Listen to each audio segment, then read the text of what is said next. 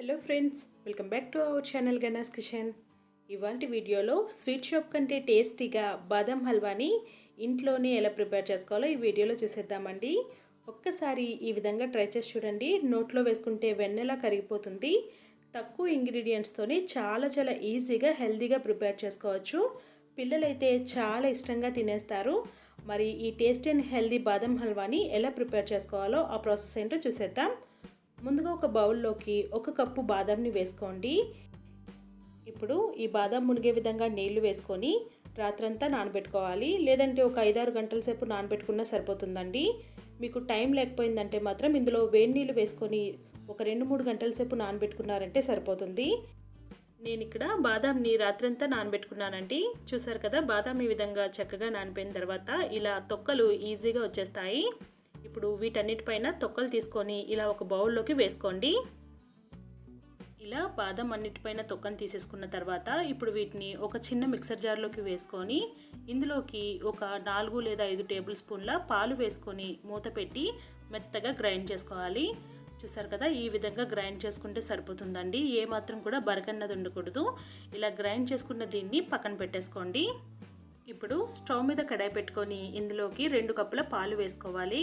మనం 1 కప్పు బాదం తీసుకున్నామంటే 2 కప్పుల పాలు వేసుకోవాలి. అరకప్పు తీసుకున్నామంటే 1 కప్పు వేసుకుంటే సరిపోతుందండి.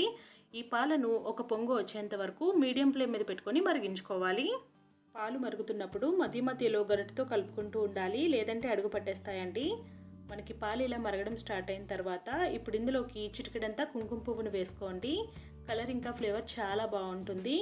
ఈ కుంకుమ పువ్వులోండి వచ్చే ఫ్లేవర్ ఇంకా కలర్ పాలలో కలిసే వరకు ఇంకొక 2-3 నిమిషాల పాటు లో టు మీడియం ఫ్లేమ్ మీద పెట్టుకొని మరిగించుకోవాలి. ఒకవేళ మీ దగ్గర కుంకుమ పువ్వు లేదంటే ఇందులోకి చిటికెడంత పసుపు వేసుకున్నా కూడా మంచి కలర్ వస్తుందండి. పాలు మనకి ఇలా మరగడం స్టార్ట్ అయ్యాయి కదా, ఇప్పుడు మంటని లో ఫ్లేమ్ మీద పెట్టుకొని ఇందులోకి మనం ముందుగా గ్రైండ్ చేసుకున్న బాదం పేస్ట్ని వేసుకోండి. ఇలా బాదం పేస్ట్ మొత్తాన్ని వేసేసుకున్న తర్వాత ఇప్పుడు మంటని మీడియం టు హై ఫ్లేమ్ మీద పెట్టుకొని దీన్ని దగ్గరే ఉండి ఉడికించుకోవాలండి, లేదంటే అడుగు పట్టేస్తుంది. ఈ విధంగా కలుపుకుంటూ ఉంటే కొద్దిసేపటికి కన్సిస్టెన్సీ అన్నది ఈ విధంగా చిక్కపడుతుంది. ఇది చూడటానికి బటర్ కన్సిస్టెన్సీలో ఉంటుందండి. ఈ బాదం హల్వా ప్రిపేర్ అయ్యేసరికి మనకి ఒక 15 నుండి 20 నిమిషాల వరకు టైం పడుతుంది. మనకి చూసారు కదా, కన్సిస్టెన్సీ ఇంకాస్త చిక్కపడింది కదా. ఇప్పుడు ఇందులోకి 1/2 కప్పు పంచదారను వేసుకోవాలి. మనం అరకప్పు బాదం తీసుకున్నామంటే 1/2 కప్పు పంచదార కరెక్ట్గా సరిపోతుంది. మీరు స్వీట్ ఎక్కువ తిన్న వాళ్ళైతే మాత్రం ఇంకాస్త ఎక్కువగానే వేసుకోవచ్చు. పంచదార పూర్తిగా కరిగిపోయిన తర్వాత ఇప్పుడు ఇందులోకి మనకి 1/2 కప్పు నెయ్యి పడుతుందండి. 1/2 కప్పు నెయ్యిని ఒకేసారి వేసుకోకుండా ఇలా కొద్దిగా వేసుకుంటూ కలుపుకోవాలి. ఒకసారి వేసిన నెయ్యి పూర్తిగా కరిగిపోయిన తర్వాత మళ్ళీ ఇంకో టేబుల్ స్పూన్ నెయ్యిని వేసుకుంటూ కలుపుకుంటూ ఉండాలి. మనం వేసిన నెయ్యి ఫస్ట్ బాదం పేస్ట్ పూర్తిగా పీల్చేసుకుంటుంది. ఈ హల్వా ప్రిపేర్ అయిన తర్వాత నెయ్యి మొత్తం పైకి తేలిపోతుందండి. అంతవరకు మనం ఇలా కలుపుకుంటూనే ఉండాలి. ఇప్పుడు ఇందులోకి ఫ్లేవర్ కోసం ఒక 1/2 టీ స్పూన్ యాలకుల పొడిని వేసుకొని కలుపుకోవాలి. ఇలా అవసరాన్ని బట్టి కొద్దిగా నెయ్యి వేసుకుంటూ కలుపుకుంటూ ఉండాలి. ఇలా కలుపుకుంటూ ఉంటే కొద్దిసేపటికి ఈ హల్వాలోని మాయిశ్చర్ మొత్తం పోయి ఈ విధంగా దగ్గర పడుతుందండి. మీరు ఇక్కడ చూసారా, మనం వేసిన నెయ్యి పూర్తిగా పైకి తేలిపోయింది.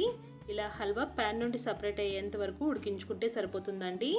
ఇలా ప్యాన్ నుండి సపరేట్ అయ్యేంత వరకు ఉడికించుకున్న తర్వాత ఇప్పుడు స్టవ్ ఆఫ్ చేసి దీన్ని పక్కన పెట్టుకొని కొంచెం గోరువెచ్చగా అయ్యేంత వరకు చల్లారబెట్టుకోవాలి.